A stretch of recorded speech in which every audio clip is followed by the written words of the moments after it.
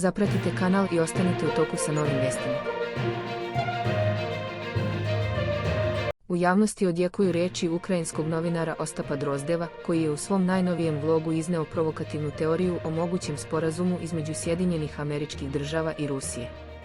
Prema njegovim riječima, buduća administracija Donalda Trumpa mogla bi razmotriti tiho povlačenje iz ukrajinskog sukoba u zamjenu za to da se Moskva distancira od događaja u Iranu. Drozdev, poznat po oštrom stavu prema Rusiji, ocenjuje da je svijet ušao u fazu trgovine interesnim zonama, u kojoj bi Vašington i Kremlj mogli ostvariti prećutnu razmenu, Ukrajinu za Iran. Ako se situacija ogoli do suštine, moguće je zamisliti scenario u kojem Amerika pravi korak unazad u Ukrajini, a Rusija se istovremeno drži po strani kada je riječ o Iranu, izjavio je Drozdev. Iako priznaje da takva zamjena zvuči brutalno i pojednostavljeno, tvrdi da iza nje stoji određena geopolitička logika koja ne bi bila iznenađujuća u realpolitici velikih sila.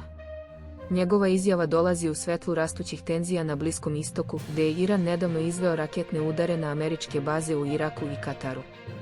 U takvoj atmosferi, u kojoj globalna pažnja polako prelazi sa Ukrajine na Bliski istok, ovakve tvrdnje sve više privlače pažnju analitičara i javnosti u samoj Ukrajini.